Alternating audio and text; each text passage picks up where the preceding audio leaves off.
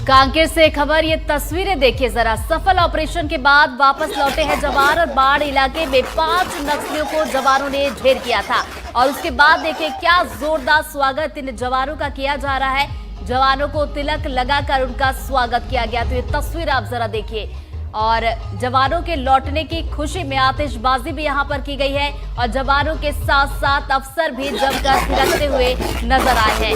ये देखिए ये वो तस्वीरें हैं जिसका शायद ये जवान इंतजार कर रहे थे, जो जंगल में देखिए चले गए थे। सर्चिंग अभियान उनकी तरफ से किया जा रहा था। नक्सली वहां पर मौजूद थे और एक रणनीति के तहत ये पहुंचे थे और सफलता देखिए इस रूप में मिली कि 5 नक्सलियों को जवानों ने ढेर किया था। उनके शव आए और उसके बाद जवानों का इंतजार किया जा रहा था सफलता के बाद जब वो लौटेंगे। और ये वो तस्वीरें अब सामने निकल कर आ रही है जब जवानों की टुकड़ी जंगल से बाहर आ चुकी है और उसके बाद जवान यहाँ पर अपनी कामयाबी का जश्न मनाते हुए नजर आ रहे हैं। तो देखिए जवानों के लौटने की खुशी में यहाँ पर जवानों को तिलक लगाया गया है, आतिशबाजी की गई है और फूलों से उनका स्वागत किया गया।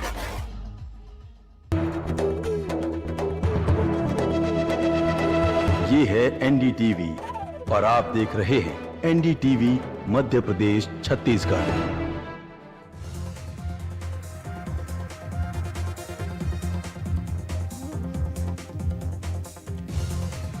सीएम साय ने की नक्सलियों से हिंसा छोड़ने की अपील, कहा मार्च 2026 तक बताई नक्सलवाद के खात्मे की डेडलाइन। 11 महीने में मारे गए हैं 200 नक्सली और 1500 नक्सली हो चुके हैं गिरफ्तार और सरेंडर।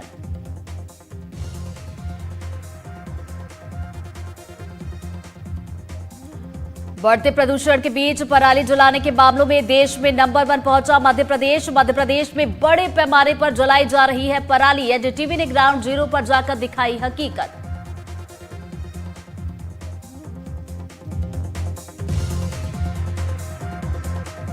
बंद होने की कगार पर मध्य प्रदेश के 11 जिलों में सहकारी केंद्रीय बैंक, सैकड़ों करोड़ों के घाटों से वित्तीय हालत खराब। नाबार्ड ने आरबीआई से की लाइसेंस रद्द करने की सिफारिश।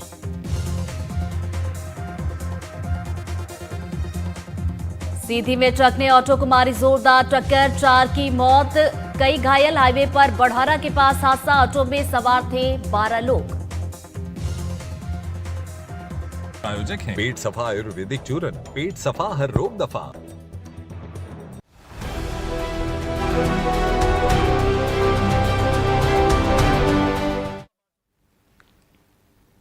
नमस्कार, स्वागत है आपका। एनडीटीवी देख रहे हैं आप, मैं हूं आपके साथ ऋतु सिंह। और चलिए बुलेटिन की शुरुआत करते हैं। मध्य प्रदेश पराली जलाने में नंबर 1 बना हुआ है। एक तरफ जहां लोग पंजाब और हरियाणा के किसानों को कोस रहे हैं, तो वहीं दूसरी तरफ पराली जलाने के मामले में मध्य प्रदेश पंजाब से कई आगे है। 14 नवंबर तक पंजाब में 7,626 मामले दर्ज किए गए, जबकि मध्य प्रदेश में 8,917 मामले दर्ज किए गए, जो पंजाब से 14.5% ज्यादा है। उत्तर भारत के अधिकांश राज्यों की अगर हम बात करें तो अधिकांश राज्य इस वक्त गैस चैम्बर में तब्दील हो चुके हैं। आलम यह है कि लोगों का सांस लेना तक मुश्किल हो गया है, लेकिन फिर भी पराली जलाने की घटनाएं रुकने का नाम नहीं ले रही। मध्य प्रदेश में 15 सितंबर से 14 नवंबर 2024 के बीच पराली जलाने की जो घटनाएं सामने आई है, उनमें सबसे ज्यादा 489 श्योपुर में दर्ज की गई, जबलपुर में 275 घटनाएं हुई हैं। वहीं ग्वालियर की बात की जाए तो ग्वालियर, नर्मदापुरम, सतना, दतिया जैसे जिलों में लगभग 150 घटनाएं दर्ज कर ली गई हैं। और ये डेटा देखिए पंजाब और हरियाणा जैसे कृषि में अग्रणी प्रदेशों से भी ज्यादा है। अब आपको अपने रेजिडेंट एडिटर अनुराग द्वारी की एक रिपोर्ट दिखाते हैं। रिपोर्ट जरा आप देखिएगा और समझिएगा कि हम एक जिम्मेदार नागरिक होने के तहत क्या कर रहे हैं। मध्य प्रदेश ने पराली जलाने की घटनाओं में पंजाब को भी पीछे छोड़ दिया है। हालात ये हैं कि दिल्ली की मुख्यमंत्री कहने लगे हैं कि पराली का ये धुआं दिल्ली को भी प्रदूषित कर रहा है। हालांकि विशेषज्ञ मानते हैं कि हवाओं का रुख उत्तरी नहीं है तो दिल्ली पहुंचने की कोई बात ही नहीं हो सकती, पश्चिमी रुख है। और वैसे भी मध्य प्रदेश में जंगलों का एक तरह से कवर है और दूसरे प्रदेशों में जाने की जो बातें कही जा रही हैं वो उसमें बहुत ज़्यादा तथ्य नहीं है। फिर भी जैसे सर्दियां नज़दीक आती हैं, मध्य प्रदेश में भी पराली जलाने की घटनाएं एक गंभीर समस्या बनती जा रही है। अगर मध्य प्रदेश प्रदूषण नियंत्रण बोर्ड की ही बात करें तो पिछले एक महीने में राज्य में पराली जलाने के 1200 से अधिक मामले आए हैं। सारे इलाके, फिर चाहे मुरैना, भिंड और गुना की बात कीजिए या मध्य प्रदेश की राजधानी भोपाल से सटे होशंगाबाद, नर्मदापुरम, ऐसे तमाम आप इलाकों की बात कीजिए, ये जो पराली देख रहे हैं आप, कितनी धू धू करके आग जल रही है। और ऐसी घटनाओं से जाहिर सी बात है कि प्रदूषण का स्तर जो है वो बढ़ता जा रहा है। ये जो वायु गुणवत्ता सूचकांक यानी AQI है उसको प्रभावित कर रहा है। बच्चों, बुज़ुर्गों में सांस लेने की बीमारियों में बढ़ोतरी देखी जा रही है। और जो विशेषज्ञ हैं वो भी बताते हैं कि कई हानिकारक गैस इससे निकलती है और मिट्टी की जो उर्वरक ताकत है, उर्वरता है, वो भी इससे प्रभावित होती है। और ऐसे में विशेषज्ञ मानते हैं कि कई सारे सुलभ और सस्ते विकल्प हैं। मेरे कैमरा सहयोगी आपको दिखा रहे होंगे कि किस तरह से आग, देखिए यहाँ धू धू करके इस खेत को भी आगे जो पराली है वो उसको आगे बढ़ती जा रही है और किस तरह से एक धुएं का एक मोटा गुबार सा यहाँ पर उठ रहा है। तो दूसरी बात जो मैं आपको बता रहा था कि मध्य प्रदेश में ही कई ऐसे इलाके हैं जो आदिवासी बहुल, जैसे मंडला है, बालाघाट है, जहाँ धान बहुत बड़ी मात्रा में होता है। लेकिन आपको जानकर हैरत होगी कि ये इन इलाकों में पराली जलाने की सबसे कम घटनाएं होती हैं। क्यों ऐसा होता है? क्योंकि वहाँ के आदिवासी किसान आज भी परंपरागत तरीकों पर यकीन करते हैं और ये जो पराली बच जाती है, आप देखिए, मैं अपने कैमरा सहयोगी से कहूँगा कि मैं थोड़ा आगे जाकर आपको दिखाने की कोशिश करता हूँ कि ये जो पराली बच जाती है, दरअसल इसका इस्तेमाल वो पशुओं को चारा खिलाने के रूप में, जो उनके मवेशी हैं उनको चारा खिलाने के तौर पर करते हैं। और कुछ ऐसी बेलर मशीनें हैं जो दक्षिण भारत में भी कई जगहों पर इस्तेमाल की जाती हैं, उनका प्रयोग कर रहे हैं और वो पराली ना के बराबर जला रहे हैं। अगर मध्य प्रदेश में घटनाएं सबसे ज़्यादा हैं तो जो आदिवासी बहुल मंडला, बालाघाट है, वहाँ सबसे कम है। वहाँ के आदिवासी किसान आज भी परंपरागत तरीकों पर यकीन करते हैं, क्योंकि ऐसे पराली जलाने से जो मिट्टी की उर्वरक शक्ति है, जो इसमें सूक्ष्म कीटाणु होते हैं जो मिट्टी को पोषक तत्व देते हैं, वो भी ख़त्म हो जाते हैं। तो वो इन तरीक़ों पर पराली जलाने पर यकीन नहीं करते और इस तरह का धुआं आपको उन इलाकों में देखने को नहीं मिलेगा। नर्मदापुरम से अपने सहयोगी रिजवान खान के साथ अनुराग द्वारी, NDTV। और चलिए अब नजर डाल लेते हैं पराली जलाने के आंकड़ों पर। मध्य प्रदेश की अगर हम बात करें तो मध्य प्रदेश में 8,917 मामले दर्ज किए गए। 14 नवंबर तक पंजाब में अगर देखा जाए तो ये आंकड़े 7,626 के थे। मध्य प्रदेश में पंजाब से 14.5% ज्यादा मामले हैं। मध्य प्रदेश के बाद जरा उत्तर प्रदेश के आंकड़ों पर भी नजर डाल लेते हैं। उत्तर प्रदेश की बात की जाए तो उत्तर प्रदेश में 2,375, तो वहीं राजस्थान में 1,906 मामले दर्ज किए गए। हरियाणा की बात की जाए तो 1,036 और वहीं दिल्ली की बात करें हम तो 12 मामले दर्ज किए गए। और 4 सालों में अगर देखा जाए तो 4 सालों में पंजाब में करीब 3 लाख मामले आए और 4 सालों में मध्य प्रदेश में 55,462 मामले दर्ज किए गए। देखिए, आग पर काबू पाने में पंजाब की बड़ी सफलता रही कि 2024 की अगर हम बात करें तो खेत में आग लगाने के मामले 70% तक कम हुए। अब देखिए, आंकड़े हमने आपको बता दिए, लेकिन अब बात की जाए पराली जलाने की तो ये जलाई जा रही है, नुकसान भी इससे हो रहा है, इस पर हम बातचीत भी करेंगे। तो देखिए, अभी तक हम यही देखते थे कि पंजाब और हरियाणा के किसानों को कोसा जाता था कि पराली जलाई जा रही है, नुकसान हो रहा है। हर साल सर्दियों के वक्त में कुछ ऐसी स्थिति हो जाती है, लेकिन अब जो है स्थिति वो मध्य प्रदेश की ज्यादा खराब हो चुकी है, क्योंकि पराली जलाने के मामले में मध्य प्रदेश ने पंजाब को भी पीछे छोड़ दिया है। और इसी पर हम बातचीत करेंगे। हमारे साथ मेहमान जुड़ गए हैं, डॉक्टर प्रेम व्यास जी हमारे साथ जुड़ गए, जो कि बीजेपी के प्रवक्ता है। कांग्रेस से पक्ष रखने के लिए रवि वर्मा जी हमारे साथ जुड़ गए हैं। प्रोफेसर शम्स परवेज हमारे साथ जुड़ गए हैं, पर्यावरणविद हैं। और डॉक्टर कनिष्क कुमार भी हमारे साथ जुड़ गए हैं। और चलिए सबसे पहले प्रेम व्यास जी के पास ही चलते हैं। सर देखिए, मध्य प्रदेश ने पराली जलाने के मामले में पंजाब को भी पीछे छोड़ दिया है। जब पंजाब में कांग्रेस की सरकार थी तो आप लोग कहते थे कि कांग्रेस की सरकार है, पराली जलाई जा रही है, कोई समाधान नहीं निकल रहा। मध्य प्रदेश की बात की जाए तो यहाँ तो आपकी सरकार है, फिर मध्य प्रदेश नंबर 1 कैसे बन गया? देखिए, निश्चित रूप से मैं पूरा जो एक वृहद चर्चा की आवश्यकता है इस मुद्दे पर, एक सकारात्मक पहल की आवश्यकता है। प्रदेश सरकार ने सकारात्मक पहल पूर्व से प्रारंभ कर दी है। और उसके पहले में कुछ जो तथ्यात्मक बातें मैं चाहूंगा कि दर्शक वो भी सुने, क्योंकि एक पारंपरिक तरीका जो होता था उससे किसान दूर हुए हार्वेस्टर्स का प्रयोग होने लगा और उसके बाद में ये स्थितियां बनी है। ये जो जल्दबाजी और नई फसलों को जो है निर्धारित समय से पूर्व में या हार्वेस्टर्स के माध्यम से कटाई के बाद में नई फसलें जल्दी लगाने की जो जिद्दोजहद है, उसके तहत ऐसा रहा। लेकिन प्रदेश सरकार पूर्व से जागरूकता के साथ में कार्य कर रही है। जैसे आप मैं 3 या 4 जगहों की बात बताता हूँ, मंडीदीप हो, गोहरगंज हो, उदयपुरा हो, होशंगाबाद हो, वहां पर जो है जन जागरूकता अभियान के तहत उन पराली का उपयोग उन फैक्ट्रीज में भी किया जा रहा है जहां पर वो पराली एक सकारात्मक भूमिका निभा सकती है। शुगर फैक्ट्रीज के अंदर या कुछ कैक्टिक प्लांट्स जो खुद के लिए बिजली निर्मित करते हैं, उनको अध्यादेश किया गया है कि आप जब भी प्लांट्स की परमिशन दी जाएगी, जब आप उस पराली को खेत से लाकर उनका एक सकारात्मक प्रयोग कर पाएंगे। तो जन जागरूकता अभियान के माध्यम से हो या जैसा मैंने बताया कि हमने 4 या 5 जगहों पे प्रयोग किया है और सफलता के साथ में कुछ समय बाद में मुझे लगता है कि इनसे कई एक हद तक निजात पा सकती है, क्योंकि किसानों से जुड़ा मुद्दा है।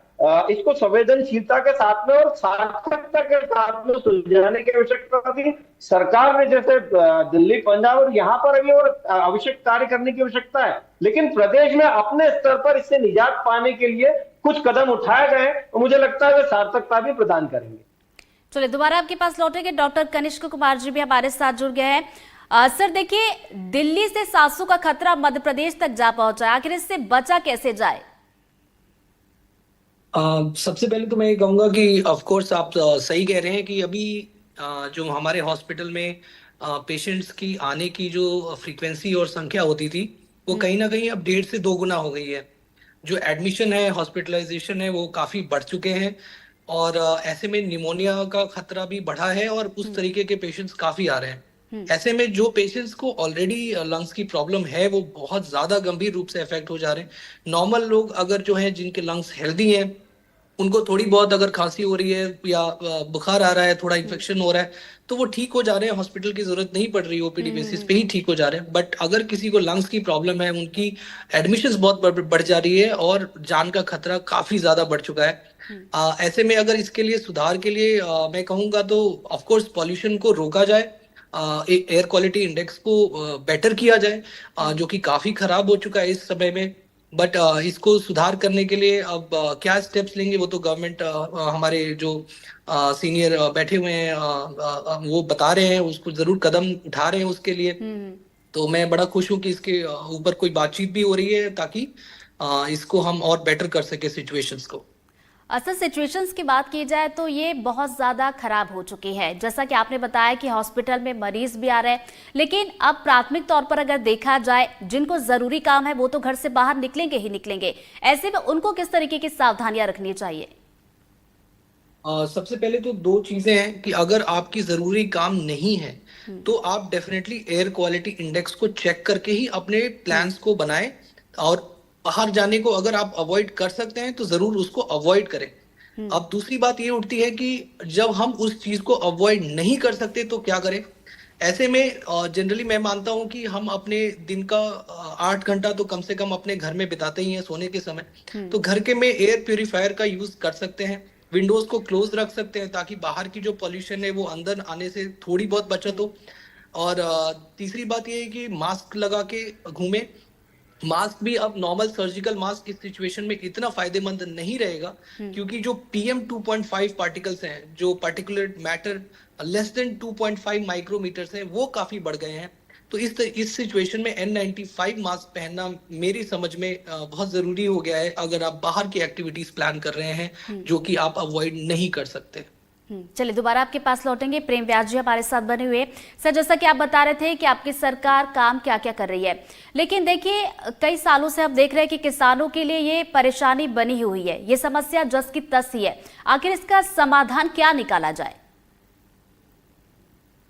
देखिए, दोनों चीजें होती, इसीलिए मैंने कहा कि जब से हार्वेस्टर्स का प्रयोग हुआ, निश्चित रूप से जो समय 10 दिन का था वो 3 दिन, 2 दिन, 5 दिन हो चुका है। लेकिन जो भूसा मिलता था बहुतायत में पशुओं को, उसका भी नुकसान हुआ है। इसीलिए सहकारी समितियों के माध्यम से एक अवेयरनेस कार्यक्रम कुछ समय पूर्व में चला गया था और विगत 3 वर्षों से सतत सरकार इस ओर कार्य कर रही है। इसीलिए मैंने कहा कि कैप्टिव पावर प्लांट्स को जो है प्रतिबंधित किया गया है, प्रतिबाधित किया गया है कि अगर आप खुद के लिए बिजली निर्माण करोगे तो आपको पराली से लेकर बिजली का निर्माण करना होगा। और दूसरा, लगभग 4 से 5 जगह चिन्हित करके उसका सफलतम प्रयोग किया गया है। जागरूकता लाने के लिए मुझे लगता है कि धरातल पर आने में किसी भी स्कीम को लगभग 5 से ज्यादा वर्ष लगते।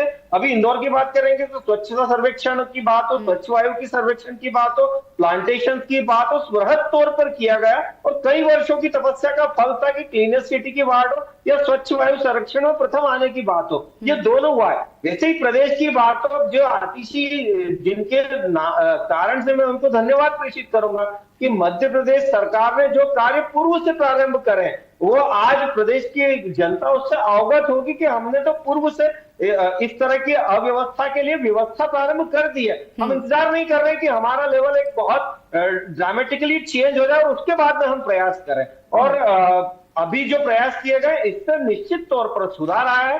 प्रक्रियात्मक सुधार आने में और समय लगेगा। कुछ और जिलों को चिन्हित करा है जहां पर ऐसे सेटअप्स डेवलप कर रहे हैं कि जहां पराली का प्रयोग करें ताकि किसान को भी उससे नुकसान ना हो, वातावरण को नुकसान ना हो, कि किसान की जो फसल है वो समय पर कट जाए और खेत को नुकसान ना हो और पशुओं का आहार भी मिल जाए। उस ओर सरकार कार्य करी और निश्चित रूप से आने वाले समय में चाहे वो शुगर प्लांट में जैसे निर्देशित किया था, चाहे वो एक प्री लैमिनेटेड बोर्ड्स होते हैं वो भी पराली से बनाए जाते हैं। तो प्री लैमिनेटेड बोर्ड्स की फैक्ट्रियों को निर्देशित किया है। लाइसेंस संबंधित सभी प्रक्रियाओं के निराकरण के पश्चात उनको प्रदर्शित किया था कि आपको पराली के खेतों से लाकर एक बृहद योजना बनानी पड़ेगी ताकि पर्यावरण को भी बचाया जा सके, हम जनमानुष का जो गला घुटता है उसको भी बचाया जा सके।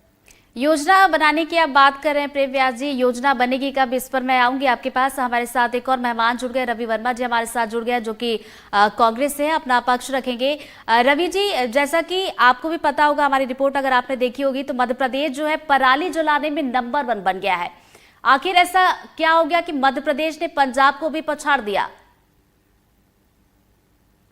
देखिए रितु जी, आज मध्य प्रदेश की जो कृषि व्यवस्था है वो बहुत ही भयानक दौर से गुजर रही है, क्योंकि जिस तरीके से खेती किसानी से जुड़ा हुआ जो पराली का आज विषय निकल कर आया है, भाजपा शासित राज्य हरियाणा देश में नंबर 1 रहा और किस तरीके से हरियाणा और दिल्ली का वातावरण प्रदूषित हुआ, किस तरीके से लोगों की जान गई, वहां का वातावरण हुआ, सब कुछ देखने सुनने समझने के बाद भी मोहन यादव जी की सरकार है जो आंख में केवल पट्टी बांधकर इस दिन का इंतजार करती रही।